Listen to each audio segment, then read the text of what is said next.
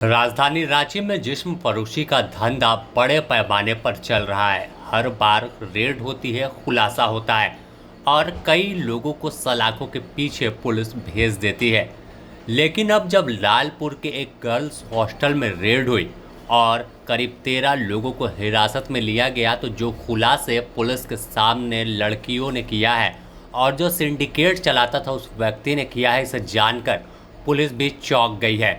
आखिर कैसे पूरे खेल को खेला जाता था और कैसे लड़कियों की सप्लाई होती थी, यह तमाम जानकारी पुलिस के सामने जो आरोपी तमाम है उन्होंने स्वीकार किया। साथ ही लड़कियों ने भी पुलिस को बताया है कि उन्हें कैसे लाया जा गया रांची और फिर रांची से कैसे अलग अलग जगहों पर भेजा जाता था। तो रांची पुलिस को यह जानकारी मिली है, जिसके बाद रांची से लेकर कोलकाता तक अपनी जांच तेज कर चुकी है। साथ ही इस पूरे खेल में 13 लोगों को जेल भेज दिया। अब तक की गई पूछताछ में पता चला है कि कोलकाता से रांची तक कई लोग इसमें कड़ी दर कड़ी काम कर रहे थे। कैसे कोलकाता से लड़कियों को रांची लाया गया और फिर धंधे में उतारा गया, इसमें अलग अलग जिम्मेवारियां बांटी गई थी। यह सब खुलासा लालपुर स्थित ओम गर्ल्स हॉस्टल में रेड के बाद सामने आया है।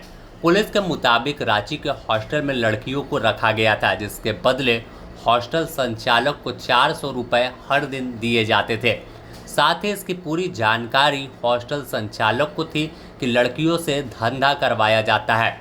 ऐसे में यह भी उतना ही दोषी है जितना धंधा कराने वाले लोग। साथ ही संचालक रवि कुमार सिंह ने पुलिस को जानकारी दी है कि हॉस्टल में लड़कियों को मोजिबुल्ला नाम के व्यक्ति ने रखवाया था। इसके बाद पुलिस ने मोजिबुल्ला को हिरासत में लिया और उससे पूछताछ की, तो लड़कियों को भेजने पर उसे कितना कमीशन दिया जाता था, यह भी जानकारी पुलिस को मिली है।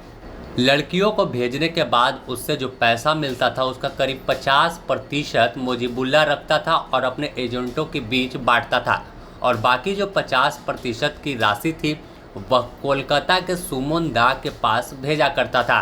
अब सुमन दा का जब नाम आया है तो सुमन दा तमाम लड़कियों को कोलकाता से रांची भेजता था, और इसका सिंडिकेट सिर्फ झारखंड नहीं दूसरे राज्यों में भी चलता है जहां लड़कियों की सप्लाई करवाता है। ऐसे में अब पुलिस सुमन दा का नाम आने के बाद उस पर भी शिकंजा कसने की तैयारी कर रही है। साथ ही इससे जुड़े कई होटल मैनेजर और मालिक भी रडार पर हैं, जिनके नाम अब तक पूछताछ में सामने आए हैं। तो जाहिर है कि अब तमाम उन लोगों पर भी गिरफ्तारी की तलवार लटक रही है। पुलिस के मुताबिक सिंडिकेट में एक महिला भी शामिल है जो मोजिबुल्ला के साथ मिलकर काम करती है। मोजिबुल्ला और वीना ही सभी जगहों पर लड़कियों को सप्लाई करती थी। इनके पर ही जिम्मा था कि कहां से कॉल आ रहा है और कहां पर पहुंचाना है। साथ ही दोनों ने रांची के कई होटल में एजेंट अपने बनाकर रखे थे, जिनसे उन्हें कस्टमर मिलता था और फिर उन्हें भी जो कस्टमर देने के बदले एवज में कमीशन के पैसे दिए जाते थे। इस खेल में कई लोगों की भूमिका बड़ी अहम बताई गई है। साथ ही रांची के हर जगह पर 15 मिनट में लड़की पहुंचाने का दावा मोजिबुल्ला और वीना करते थे। अब सवाल है कि आखिर लड़कियों को कैसे भेजते थे और कस्टमर इन्हें कहां से मिलता।